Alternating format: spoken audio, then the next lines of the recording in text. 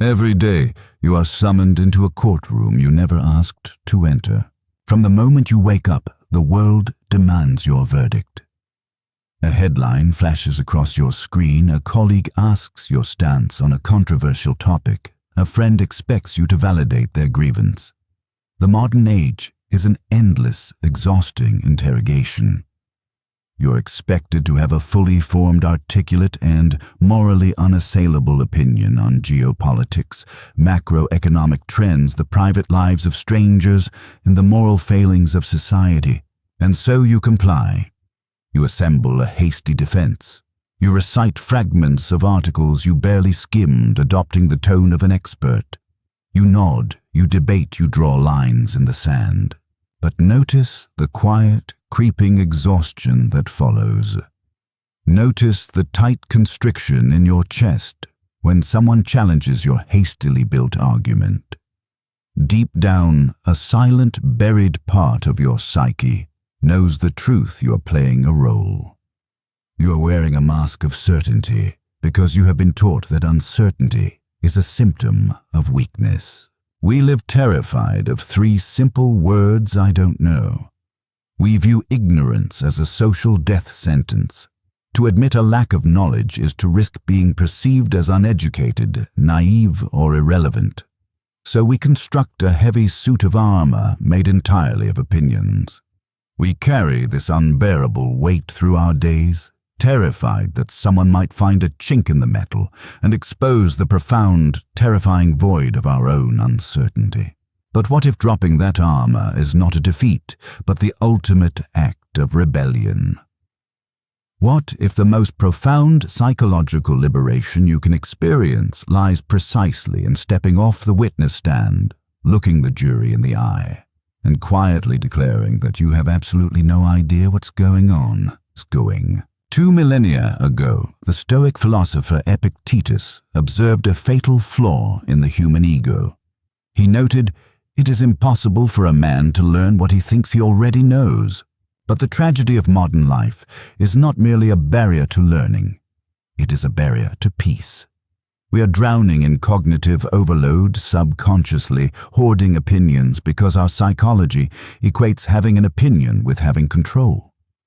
If we can neatly categorize the world into right and wrong, black and white allies and enemies, the chaotic unpredictability of life feels momentarily manageable. Certainty is the mind's desperate attempt to soothe its own terror. The Stoics, borrowing from the skeptics, practiced a concept known as Epoché, the conscious suspension of judgment. Through a modern psychological lens, Epoché is not intellectual laziness. It is the deliberate severing of the ego's attachment to external events. When you form a rigid opinion, your identity fuses with that opinion. If the opinion is attacked, your brain processes it as a physical threat to your survival. Your amygdala fires cortisol, floods your system, and you are thrown into a fight or flight response over an abstract concept you barely understood an hour ago. To practice the suspension of judgment is to step out of the arena entirely. It is the recognition that the vast majority of the world's events are infinitely complex, deeply nuanced, and frankly, none of your business. It is a transition from the frantic need to control the narrative to the quiet power of observing the narrative without needing to write it. This is not about becoming a better debater or gaining an intellectual high ground. It is about reclaiming your internal real estate. It is about understanding that true independence means you no longer owe the world your emotional reaction. Consider the immense psychological energy required to maintain your convictions. To hold a strong opinion means you must defend it, patrol its borders, and seek out confirmation to fortify it. You become a prisoner of your own declarations. When you desperately need to appear intelligent or informed, you are completely at the mercy of your audience.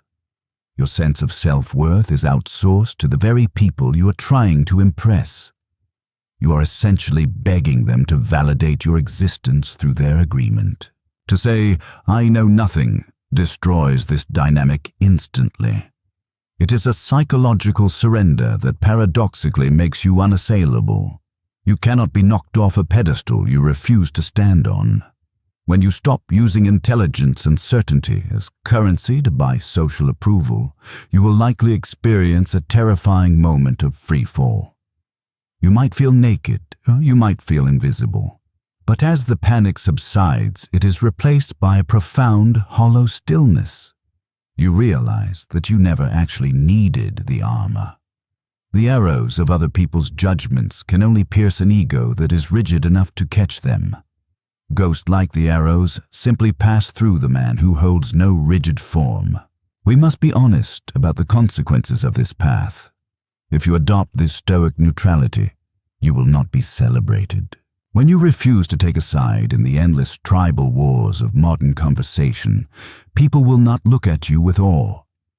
They will likely look at you with suspicion, frustration, or contempt. By withholding your judgment, you are refusing to wear the uniform of the tribe.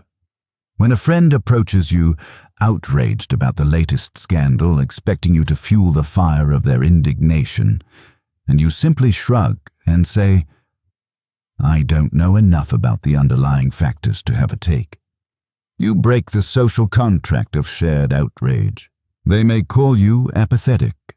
They may accuse you of complicity, cowardice, or willful ignorance. This is the crucible of Stoic independence. Can you tolerate being misunderstood? Can you endure the friction of social disapproval without rushing to explain yourself or appease the crowd? True inner composure is not about commanding respect from the room. It is about remaining entirely undisturbed when the room decides you are of no value. You must be willing to let people think you are a fool, knowing that their perception of your intellect is entirely outside your control and entirely irrelevant to your peace. Once you embrace the absolute freedom of knowing nothing, your relationship with reality changes. You transition from an active combatant to a silent observer. Imagine watching a storm. A man who thinks he knows the weather will yell at the clouds, frustrated that the rain is ruining his plans, convinced that the wind should blow in another direction. The man who knows nothing simply watches the water fall. He observes the mechanics of the storm without demanding it accommodate him. When you stop projecting your certainties onto people, you start actually seeing them. You listen not to formulate a counter-argument, but merely to witness the human condition. You hear the fear beneath their anger. You see the insecurity beneath their boasting. Because your mind is no longer cluttered with the frantic noise of your own defense mechanisms, the world becomes vividly, beautifully clear. You become an empty vessel, and only an empty vessel can truly resonate. We spend our entire lives running from the void of our own ignorance, filling the silence with opinions, debates, and furious convictions. We build empires of truth in our minds, only to spend our remaining days acting as their desperate, exhausted guards. But look around. The world is spinning without your permission. The arguments will rage on in the streets, on the screens, and in the boardrooms. The fires of human conflict will burn whether you throw your little cup of opinions into the blaze or not. What happens if you simply lay your weapons down? What happens when you look at the infinite complexity of the universe, the messy, unsolvable tragedy and comedy of human behavior, and you finally grant yourself the permission to simply not know? There is no trophy at the end of this realization. No one will applaud your detachment. The crowd will simply move on to find another participant for their endless games. You will be left entirely alone with yourself. And in that quiet, empty space, stripped of the need to be right, stripped of the compulsion to be understood, what will you finally be able to hear?